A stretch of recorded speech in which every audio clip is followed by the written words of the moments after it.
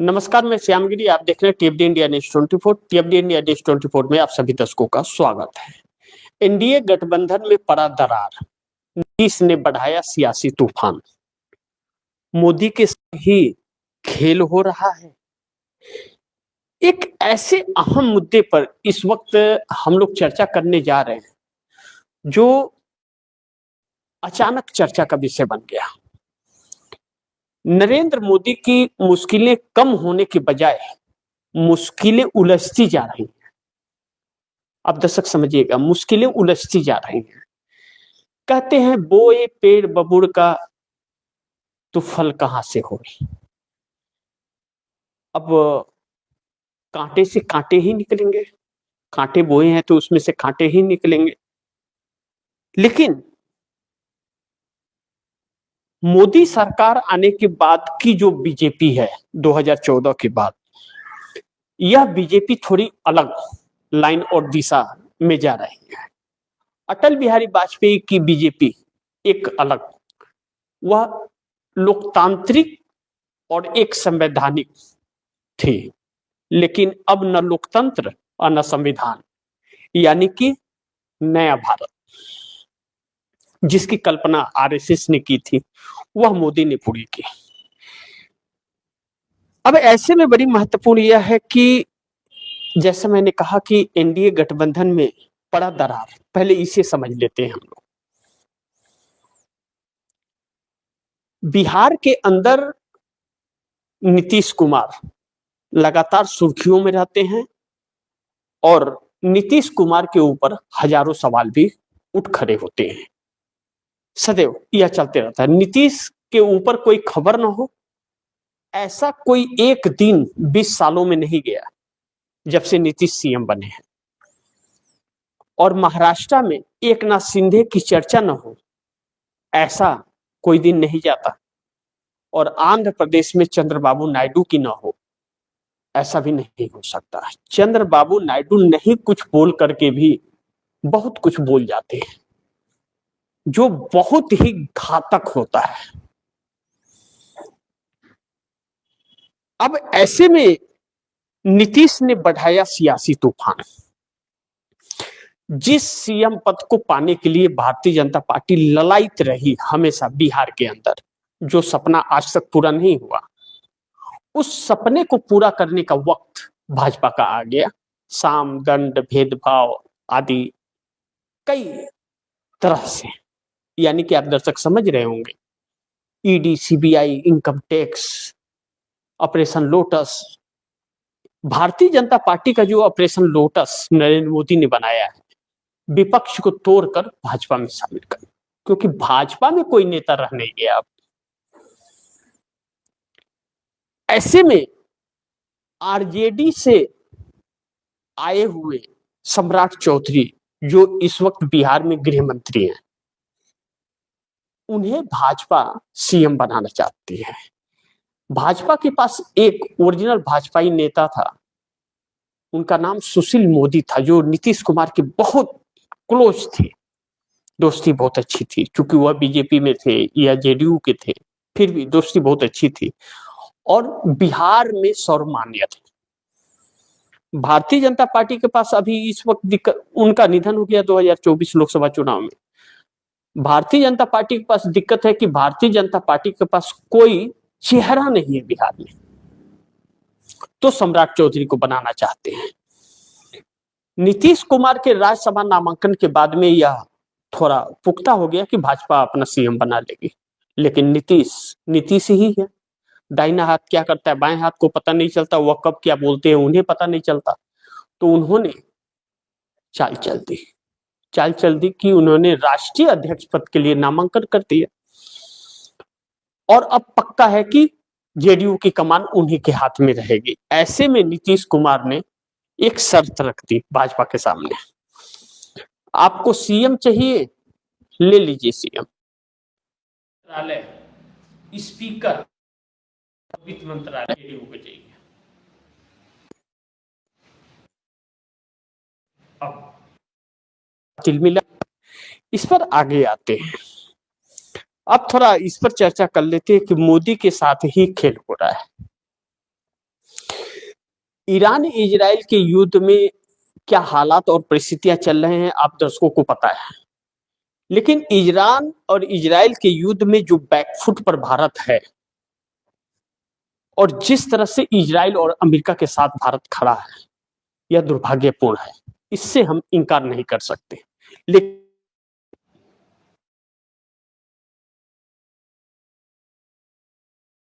इस युद्ध से अमेरिका को आज नहीं तो कल भागना पड़ेगा, और भागने के बावजूद भारतवर्ष कई सालों तक वह भरपाई पूरा नहीं कर पाएगा जो मिडिल ईस्ट के अंदर बर्बादी हो रही है। और भारत जिस मुकाम पर आकर के खड़ा हो गया है, $140 प्रति बैरल कच्चा तेल, अर्थव्यवस्था चरमरा गई है, शेयर मार्केट पूरी तरह से क्रैश हो चुका है, बैंकिंग सेक्टर डूब रहे हैं, और जो खजाना है हमारे देश का खाली है। ऐसे में महंगाई की मार, बेरोजगारी चरम सीमा पर जाएगी। तो नीतीश ने जो शर्त रखी है, भारतीय जनता पार्टी यानी कि मोदी सरकार संकट में आ गई है, यह बात हम कह सकते हैं, क्योंकि नीतीश की शर्त अगर मान ले तो भी दिक्कत, और नहीं माने तो डबल दिक्कत। ऐसे में पिछले दिनों गौतम अडानी को ₹1 की लीज पर 1100 एकड़ की जमीन बिहार में दी गई थी। भारतीय जनता पार्टी पूरी तरह से बिहार की सत्ता को अपने कब्जे में लेकर के गौतम अडानी के लिए बिहार में बेस बनाना चाहती है, और यह बात नीतीश भी समझ रहे हैं।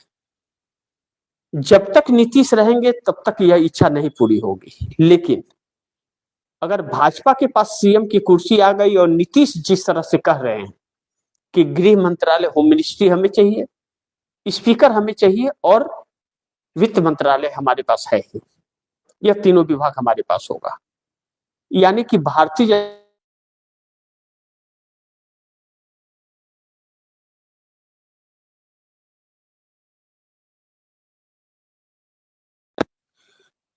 अब यह असमंजस सी परिस्थिति भारतीय जनता पार्टी को बेचैन कर रही है। तो एक बात और आप दर्शकों को मैं कहना चाहूंगा कि मोदी के साथ खेल तो हो ही रहा है, क्योंकि मोदी ने आज तक सबके साथ खेल किया है, तो उनके साथ हो रहा है। एनडीए गठबंधन के अंदर जो टकराव चल रहे हैं वह आखिरी मोड़ पर है। अब इसके बाद इस मोड़ पर संभल गए तो ठीक, सत्ता भी बची रहेगी और सब चलेगा, और नहीं साथ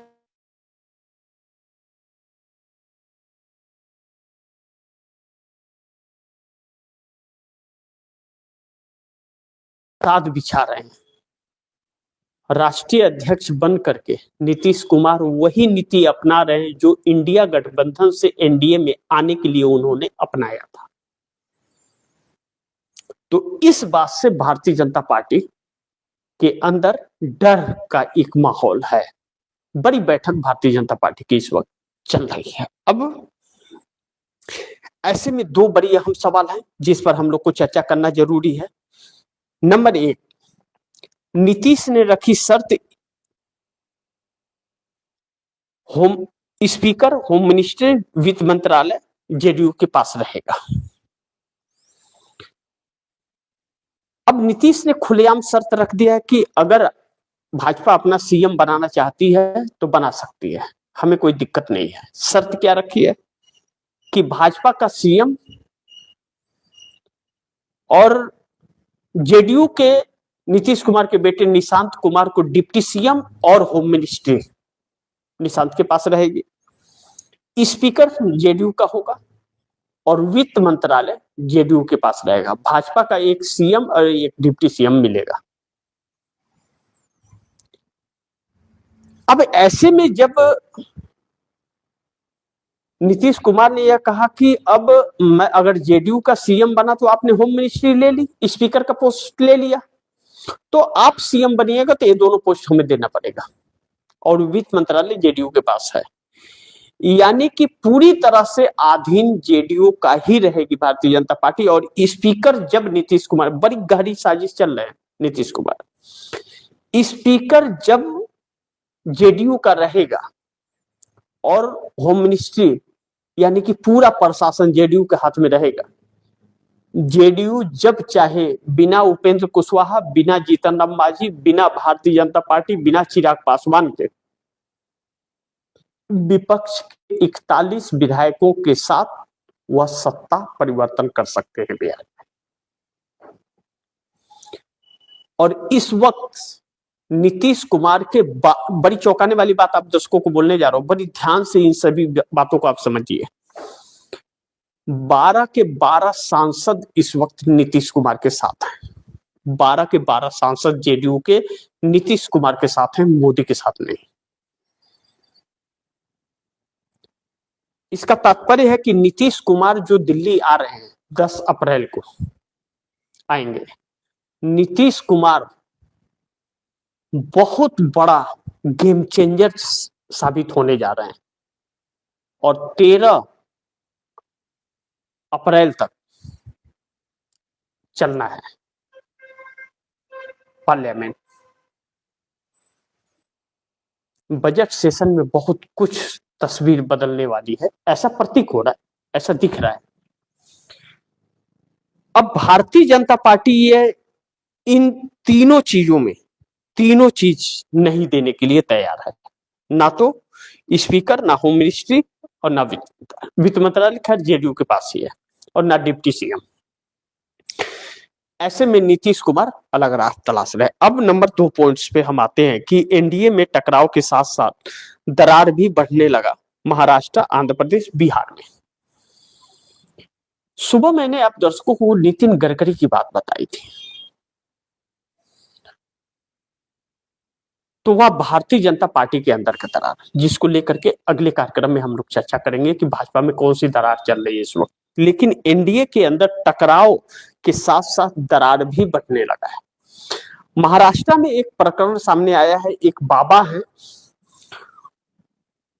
वह बाबा सेक्स स्कैंडल में पकड़े गए हैं। छापेमारी में उनके यहाँ सेक्स करते हुए बच्चों के साथ वीडियो मिला है, बहुत सारा वीडियो मिला है, थोक के भाव, यानी कि सेकेंड एप्स्टीन फाइल आप कह सकते हैं।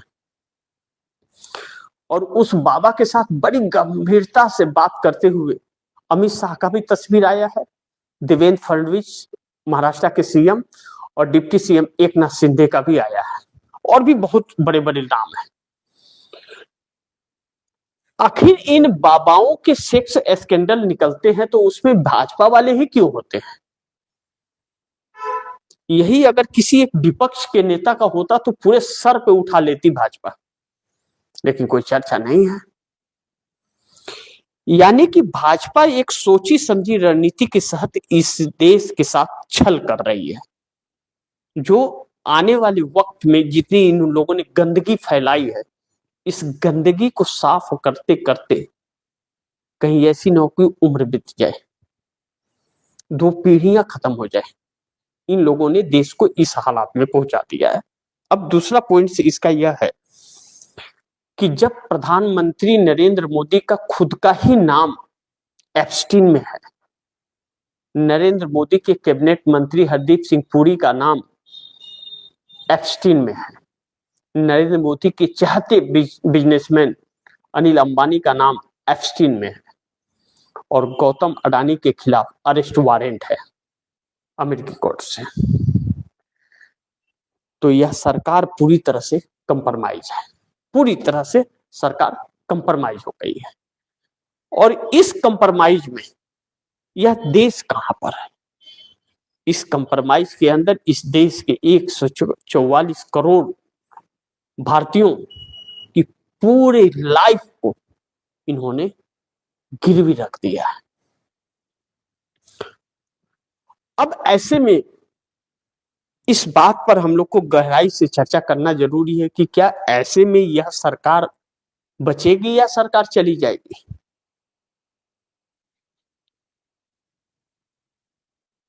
जिस तरह से इस वक्त का जो माहौल है और जो युद्ध की दिशा तय हो रही है, एक बात तो 100% सच है कि ईरान झुकने वाला नहीं है। ईरान ने अपना ड्रोन अमेरिका के अंदर तक पहुंचा दिया और जिसको लेकर के आज पूरे अमेरिका के अंदर हड़कंप है कि वहां तक ड्रोन भेजने की अगर क्षमता रखता है ईरान, तो वहां तक मिसाइल भी छोड़ने की क्षमता रखता है। 2 मिनिस्टर ट्रंप के अंडरग्राउंड हो गए, जिनके ऊपर ड्रोन मंडरा करके आ गए। यानी कि ईरान ने दिखा दिया कि हम तुम्हारे व्हाइट हाउस के अंदर भी ढुक सकते हैं। उथल पुथल सी परिस्थिति है और नरेंद्र मोदी उसी ट्रंप के पिट्ठू बने हुए हैं, चाटुकारिता उसकी कर रहे हैं, उसके गुलाम बने हुए हैं। यह दुर्भाग्य। जैसा मैंने शुरू में कहा कि हमारे देश में प्रधानमंत्री नहीं है, हमारे देश में एक कंप्रोमाइज पीएम है और प्रचार मंत्री वह ज्यादा है। ऐसे में देश की साख लगातार गिर रही है और जिस दिन अमेरिका धूम दबा के भागेगा, जबकि भागना ही है उसको, आज ही भागे या कल भागे, पूरे दुनिया को तबाह करके ही हो जाएगा, उस दिन नरेंद्र मोदी को कान पकड़ करके भाजपा वाले उठा करके फेंक देंगे। लेकिन क्या वह नौबत वहां तक एनडीए पहुंचने देगा? चंद्रबाबू नायडू इसमें थोड़ा ज्यादा सक्रिय होते हुए नजर आ रहे हैं। लगता नहीं कि 2026 चंद्रबाबू नायडू पार होने देंगे नरेंद्र मोदी को। और इधर मार्केट बंद रहा। सोमवार को जब मार्केट खुलेगा, मार्केट खुलने के बाद जो त्रासदी इस बार आने वाली है, इस वीक जो आने वाली है, आप दर्शक सामान लेने जा रहे होंगे, देख रहे होंगे कि महंगाई रेट बढ़ गया हर चीज के। 1 अप्रैल तक रुक जाइए। 1 अप्रैल से जो आपको पे करने पड़ेंगे बाजार में सामानों के पैसे, जो आप 15 दिन में खर्च कर रहे थे, आपको वह खर्च अब 1 हफ्ते में चुकाने पड़ेंगे उतने पैसे। इतनी महंगाई कमर तोड़ेगी आप इस जंग की। 1 अप्रैल से ही वो चीज आपको भुगतने पड़ेंगे। अब जब आपको भुगतने पड़ेंगे तो सरकार कहां खड़ी है आप समझ सकते हैं। और यह चीज चंद्रबाबू नायडू को बहुत प्रभावित कर रही है, नीतीश कुमार को उतनी प्रभावित नहीं कर रही है, एकनाथ शिंदे को भी नहीं कोई फर्क पड़ता है, क्योंकि एकनाथ शिंदे सीएम थोड़ी है, उनकी अपनी सरकार थोड़ी है, उनकी तो एनडीए की है, नीतीश कुमार की एनडीए की है, कोई फर्क नहीं पड़ता है। फर्क पड़ता है तो चंद्रबाबू नायडू को, क्योंकि उनकी 2/3 बहुमत की आंध्र प्रदेश में सरकार है। और नीतीश पे भी भरोसा मत कीजिए, एकनाथ शिंदे पे भी भरोसा मत कीजिए। चंद्रबाबू नायडू ही वह शख्स होंगे जो मोदी को आने वाले वक्त में उखाड़ के फेंकने जा रहे हैं, यह याद रखिएगा। तो इसीलिए मैंने कहा कि एनडीए गठबंधन में टकराव के साथ साथ दरार भी पड़ रहा है। और नीतीश तो सियासी तूफान कर सकते हैं, सियासी सरगर्मी कर सकते हैं, लेकिन मोदी के साथ ही खेल भाजपा में भी हो रहा है और एनडीए में भी हो रहा है। और एनडीए का टकराव आखिरी मोड़ पर है। लेकिन नीतीश ने जो शर्त रखी है, उस शर्त से मोदी सरकार संकट में जरूर पड़ती हुई नजर आ रही है। बाकी देखते हैं क्या होता है, जो भी होगा खबरें आप दर्शकों तक लाता रहूंगा। आप दर्शकों की क्या राय है, क्या सुझाव है, कमेंट बॉक्स में जरूर दीजिएगा। इस खबर को ज्यादा से ज्यादा शेयर कीजिएगा, अपने दोस्तों को भी कहिएगा आगे शेयर करें। और आपने अगर टीएफडी इंडिया न्यूज 24 को सब्सक्राइब नहीं किया, सब्सक्राइब कर लीजिए। अपने दोस्तों को भी कहिएगा टीएफडी इंडिया न्यूज 24 को सब्सक्राइब करें। मिलते हैं अगली खबर के साथ, तब तक के लिए नमस्कार।